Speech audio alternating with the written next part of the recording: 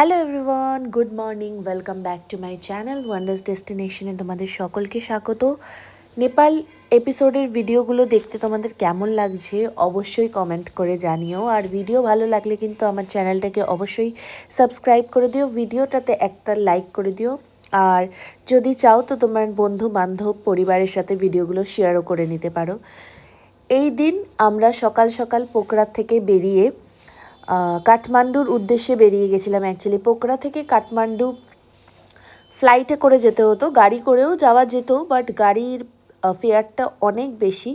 আর flight fair পড়েছিল আমাদের এক একজনের ৩,২০০ টাকা, ইন্ডিয়ান কারেন্সিতে বলছি।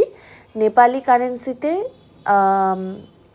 না ২,০০০ টাকা মতন, নেপালি কারেন্সিতে ওই ধরে রাখো ৪,৮০০ সামথিং পড়েছিল। তো এটা হচ্ছে পোখরা এয়ারপোর্ট, খুব ছোট্ট সুন্দর এয়ারপোর্ট। পোখরা থেকে যত দূর আমার মনে হয় দুটো ফ্লাইট কাঠমান্ডুতে যাতায়াত করে। একটা হচ্ছে ইয়াতি ইন্টারন্যাশনাল, এই যে ফ্লাইটটা দেখতে পাচ্ছ এটা ইয়াতি ইন্টারন্যাশনালে, যেটা আমরা নিয়েছিলাম আর কি।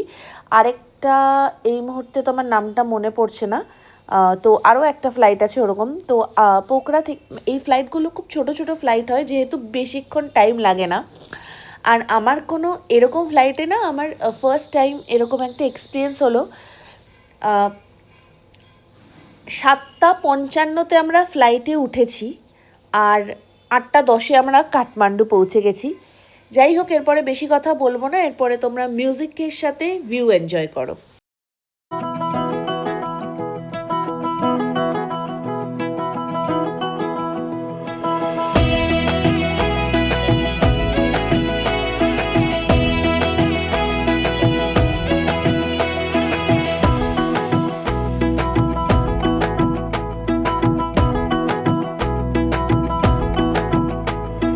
कमरेमा पटुकी कसेर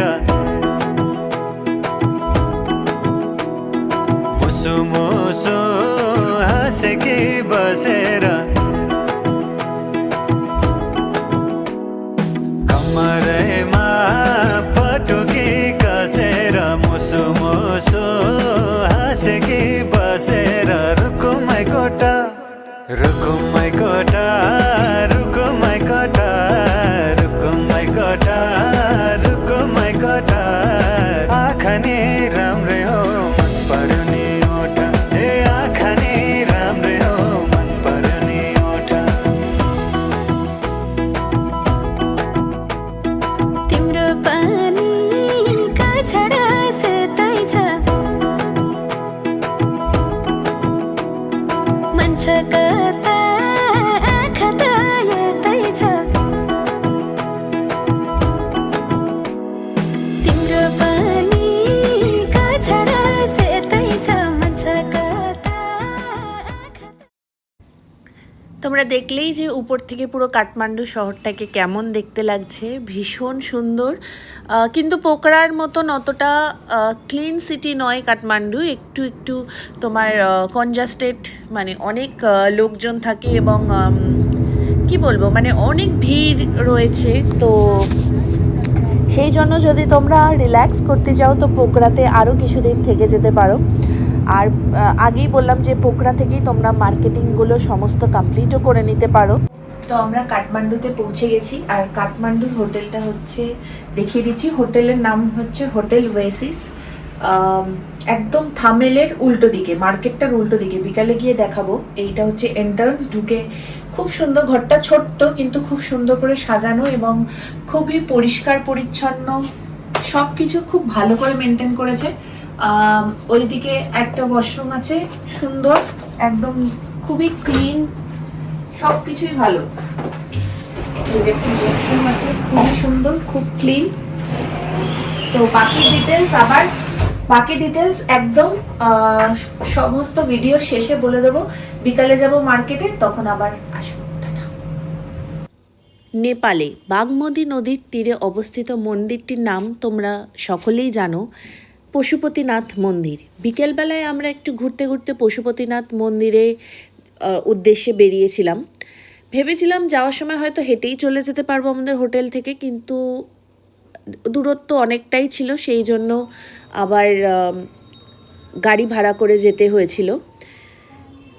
এই যে বাগমতী নদীর তীরে একদিকে মন্দির এবং একদিকে শ্মশান, এই দিকে দেখতে পাচ্ছ মন্দিরে আরতির জন্য সমস্ত মানুষ রেডি হয়ে বসে আছে, আর উল্টো দিকে শ্মশান, সেখানে একের পর এক চিতা জ্বলছে। মানে এই দৃশ্যটা কিন্তু আমি প্রথমবার দেখলাম একটি মন্দিরে, এবং এখানে যে একটা এত সুন্দর, মানে এতটা কি বলবো, একটা একটা আলাদাই অনুভূতি, সেটা হয়তো ওখানে যখন তোমরা উপস্থিত হবে বা ওখানে যাবে তখনই তোমরা এই অনুভূতিটা ফিল করতে পারো। আদারওয়াইজ এটা এই ক্যামেরা বা ভিডিওর মাধ্যমে কোনোভাবেই তুলে ধরা সম্ভব নয়।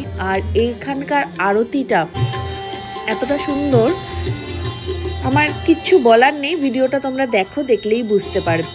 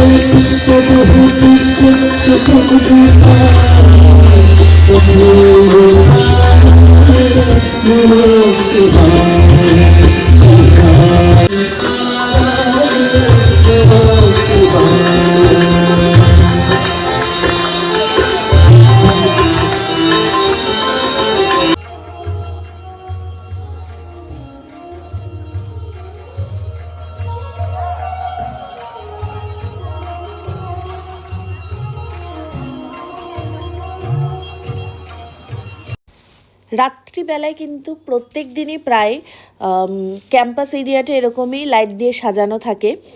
আর যেহেতু সেদিন বললামই দিওয়ালি ছিল, তো সেই জন্য আরেকটু বেশি করে সাজিয়েছে চারিদিকটা। এখানে দেখতে পাচ্ছ সমস্ত লোক, সমস্ত বাড়িতে লাইট জ্বলছে, এবং সমস্ত দোকানগুলো কি সুন্দর করে সামনে রঙ্গোলি দিয়েছে। প্রত্যেকটা দোকানের সামনে উৎসব পালন হচ্ছে। আর এখান দিয়ে আমি যেতে একটু ভয় পাচ্ছিলাম, তার কারণ ওরা বাজি ফাটাচ্ছিল। তো খুব সুন্দর, সব মিলিয়ে খুব সুন্দর। এবং আসার সময় আমরা একটা নেপালের লোকাল বাসে উঠেছিলাম, তো সেটারও একটু ভিডিও বানিয়ে নিয়েছিলাম। আর এইটা হচ্ছে আমাদের হোটেলের এরিয়াটা, এটা হচ্ছে থামেল মার্কেটেই আমরা হোটেলটা নিয়েছিলাম। তোমরা যখন কাঠমান্ডুতে যাবে, থামেলেই কিন্তু তোমরা পুরো শপিং মার্কেটটা পাবে। তো চেষ্টা করবে থামেলের আশেপাশেই হোটেল বুক করার, যাতে মার্কেটিং করতে অবশ্যই সুবিধা হয়। আর যদি এতটা ভিড় ভাট্টা পছন্দ না হয়, তাহলে কোথাও দূরে কোথাও হোটেল অবশ্যই বুক করতে পারো। কিন্তু সমস্ত ক্যাফেটেরিয়া মার্কেট থামেলটাকে জুড়েই রয়েছে। তো একদম মানে আমাদের হোটেলটার সামনে, ওয়েসিস হোটেলের সামনেই অপোজিটেই থামেল মার্কেট ছিল। আর মার্কেটটাও কি সুন্দর সাজিয়েছিল সেই সময়, দিওয়ালির সময়। আমি ইচ্ছা করে হয়তো সমস্ত ভিডিওর আওয়াজগুলো বন্ধ করব না, কারণ আগেও বললাম যে এই আওয়াজগুলো শুনলে মনে হবে যে এখনও আমি ওখানে আরেকবার রয়েছি। তো এখানে দেখো মেয়েরা হচ্ছে একদম নেপালি যে ওদের ট্র্যাডিশনাল কস্টিউম, ওই কস্টিউম পরে যাচ্ছে। বিভিন্ন দোকানের সামনে নাচ হচ্ছিল, বিভিন্ন দোকানের সামনে ওরা এত সুন্দর সুন্দর রঙ্গোলি দিয়েছিল, সাজিয়েছিল, অসাধারণ। আর এটা হচ্ছে একটা ক্যাফেটেরিয়া, নামগুলো তো আমার এই মুহূর্তে একদমই মনে পড়ছে না, বাট থামেলের মধ্যেই ক্যাফেটেরিয়াটা ছিল। ছোট্ট একটা ক্যাফেটেরিয়া, কিন্তু খুব সুন্দর। আর এইখানে দেখো কি সুন্দর ভিড় করে সবাই নাচ করছে, গান করছে, ভীষণ ভীষণ ভীষণ ভালো লেগেছে। পুরো নেপালটাই আমার খুব ভালো লেগেছে। আর আশা করি আমার ভিডিওগুলো দেখতে তোমাদেরও ভালো লাগছে। যদি ভালো লেগে থাকে ভিডিওতে অবশ্যই একটা লাইক করে দিও, আর আমার চ্যানেলটাকে কিন্তু সাবস্ক্রাইব করতে ভুলো না। এইটা নেপালের লাস্ট ভিডিও ছিল। নেক্সট আমি নেপালের একটা শপিং হল টাইপের ভিডিও বানিয়েছি, ওটা পোস্ট করব। দেন নেপাল ট্যুরের একটা ভিডিও আসবে। তো অবশ্যই পরের ভিডিওগুলো স্কিপ করো না, পরের ভিডিওগুলো দেখো। আর এইটা হচ্ছে পরের দিন সকালবেলা, যেদিন আমরা চলে আসব ঠিক তার আগের দিন সকালবেলা। এইটা হচ্ছে সকালবেলা আমরা মন্দিরে গেছিলাম পুজো দিতে, যেহেতু বিকালবেলা যখন গেছিলাম তখন 6টা বেজে গেছিলো, আর 6টার পর মন্দির খোলা থাকে না, তো সেই জন্য পুজো দেওয়া হয়নি। তো পরের দিন সকাল সকাল। আর এখানে আরও একটা কথা বলে রাখি, অবশ্যই তোমরা যখন যাবে মন্দিরে পুজো দিতে চেষ্টা করবে সকাল সকাল বেরিয়ে পুজো দিয়ে আসার, কারণ প্রচণ্ড ভিড় হয়। বাট আমরা যে টাইমে গেছিলাম সকালে অতটাও ভিড় ছিল না, কারণ আমরা খুব ভোরে চলে গেছিলাম। তারপর আমরা আরেকবার হোটেলে ব্যাক করে আসি এবং ওখান থেকে আমরা তারপর বিভিন্ন সাইট সিন করতে যাই। কাঠমান্ডুতে সেরকম বিশেষ কিছু সাইট সিন আমরা করিনি। এই জায়গাটায় গেছিলাম, এটাও একটা মার্কেট কমপ্লেক্স। এটা আই থিঙ্ক কিছু একটা স্তূপা, শান্তি স্তূপা এরকম কিছু একটা নাম ছিল। তো এটাও একটা মার্কেটিং, মানে এখান থেকেও তোমরা ভালোভাবে মার্কেট করতে পারবে। আর এই জায়গাটাও কিন্তু খুব সুন্দর, মানে এই যে আর এর অপোজিটেই হচ্ছে বিভিন্ন ক্যাফেটেরিয়া রয়েছে, রেস্টুরেন্ট রয়েছে। এই ক্যাফেটেরিয়াটাতে আমরা দুপুরবেলা লাঞ্চ করেছিলাম। লাঞ্চ না, আই থিঙ্ক এখান থেকে আমি শুধু কফিই খেয়েছিলাম। আর তারপরেও আরেকটা রেস্টুরেন্টে গেছিলাম, কিন্তু ওটার ভিডিও আর বানানো হয়ে ওঠেনি। বিকালবেলা এসে আবার একটু মার্কেটে ঘুরতে বেরিয়েছিলাম লাস্ট মুহূর্তে, লাস্ট মিনিট শপিংয়ের জন্য। আর কী কী কিনেছি তোমরা নেক্সট ভিডিওতে তো দেখতেই পেয়ে যাবে। তো সব মিলিয়ে নেপাল ট্যুরটা কিন্তু একটা অসাধারণ গেছে। আর আমি অবশ্যই সকলকে বলবো যে অবশ্যই সবাই ভুটান যায়, বিভিন্ন দেশে যায়, বাট নেপালে কিন্তু অবশ্যই একবার হলেও যেও, ভীষণ ভাল লাগবে। যারা আমার মতন পাহাড় পছন্দ করো তাদের কাছে তো পুরো স্বর্গ মনে হবে একদম। আর এইখানে আমি খুঁজে খুঁজে ভাবছিলাম যে নেপালি জুয়েলারি আমার এখনও কেনা হয়নি, তো সেই কারণে আমি দোকান খুঁজছিলাম এখানে। ভিড়টা তোমরা দেখতেই পেলে। এটা আরেকটা ক্যাফেটেরিয়া, এইটাতেও অসাধারণ একটা পিৎজা খেয়েছিলাম এবং নাচোস খেয়েছিলাম। দারুণ। কফিটা তো মানে প্রত্যেকটা জায়গায়, নেপালের প্রত্যেকটা জায়গায় কফি অসাধারণ। আর হ্যাঁ, তো চলেই আসলো, এটা লাস্ট দিন।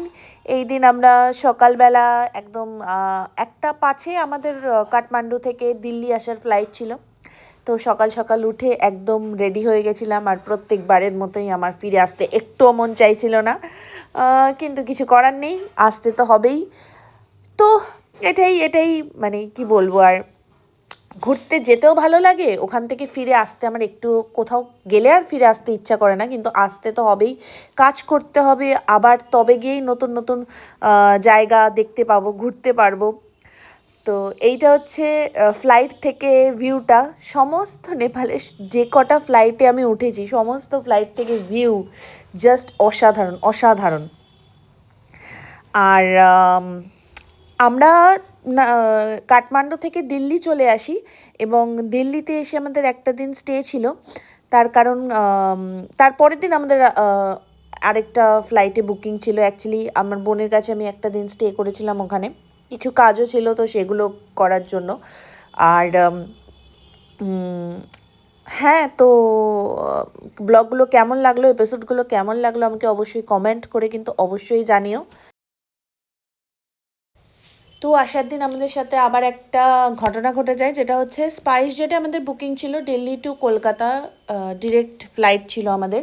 বাট লাস্ট মুহূর্তে স্পাইস জেট বুকিং ক্যান্সেল করে দেয়, যেটা স্পাইস জেট প্রায়শই করে থাকে। খুব বাজে একটা এয়ারলাইন্স। আমি সাজেস্ট করবো তোমাদের, প্লিজ স্পাইস জেটে কেউ টিকিট কেটো না। অবশ্যই এখন ইন্ডিগোর যা প্রবলেম চলছে তাতে কোন ফ্লাইটের ওপর ভরসা করতে পারবে সেটাও জানার নেই। তো যাই হোক, ইন্ডিগোর যে ফ্লাইটটা ছিল না সেটা দিল্লি টু ত্রিপুরা, দেন ত্রিপুরা টু কলকাতা ছিল। এবার ত্রিপুরাতেও মোটামুটি 2.5 ঘন্টা লেওভার ছিল। দিয়ে আমরা অ্যাট লাস্ট কলকাতায় 6:10-15 সময় এসে পৌঁছাই এবং কলকাতায় দেখতেই পাচ্ছ সাজানো গোজানো রয়েছে, কারণ কালী পুজো চলছিল অলরেডি। তো আজকের ভিডিওটা এই অবধি, আর প্লিজ ভিডিওটাকে স্কিপ না করে পুরোটা দেখো। দেখা হচ্ছে নেক্সট ভিডিওতে, বাই।